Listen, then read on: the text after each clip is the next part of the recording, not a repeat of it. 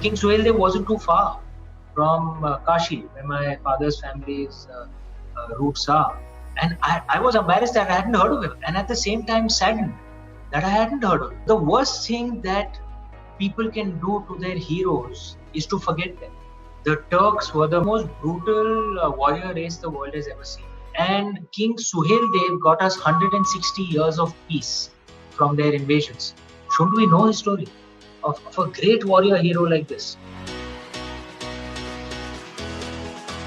Yes, it's the first time it's being tried out in India. The idea is very simple. Lord Shiva has blessed me with more ideas than the capacity to write. It takes me a year and a half to 2 years to do books. Hence the idea of a writer's center. What it does is it improves my capacity. Well, I write the story summary, it could be 5,000 words, 10,000 words, which I share verbally or writing with the people in the writer's center. So, and either a team or an individual will write the first draft, which could be say 65, 70,000 words or 80,000 words. And then I work on the second draft and finalize the manuscript. The addition of a writer's center allows me to come out with more books more often.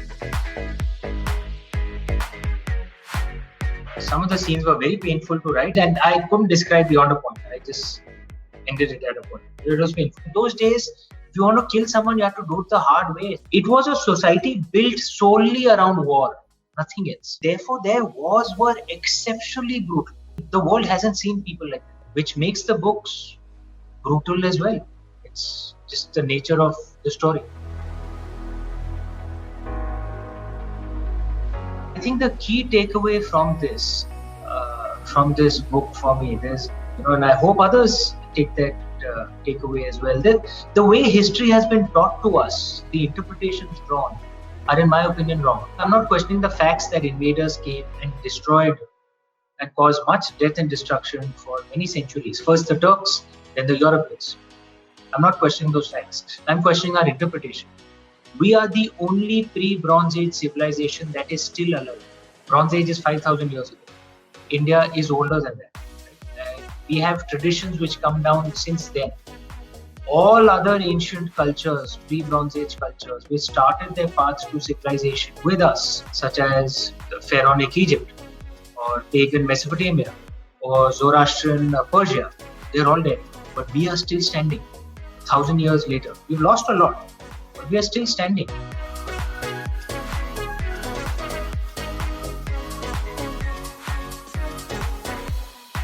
Key thing to remember is that no one can escape grief. No one.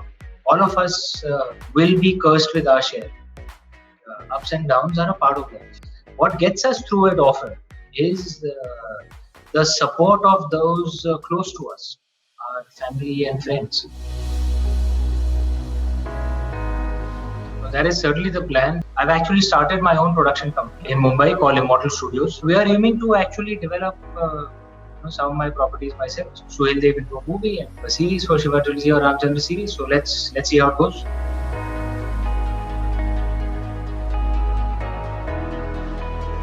I'd love to say that it was my creation, this perspective, but that would be lying. It's not the truth. Our ancestors had looked at the divine in various different ways. The first is the Nirgun Nirakar word, formless, no likes, dislikes. Another form of the divine, which you can understand, where the divine has taken a form to come closer to you.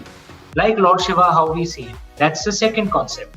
The third concept of the divine is the avatar concept, where the divine takes a form, like Lord Ram, Krishna. And the fourth concept of God is that we human beings ourselves discover the divine within. Namaste actually means I bow to the divine within you. I find this fourth concept very inspiring. So therefore my books explore this concept a lot.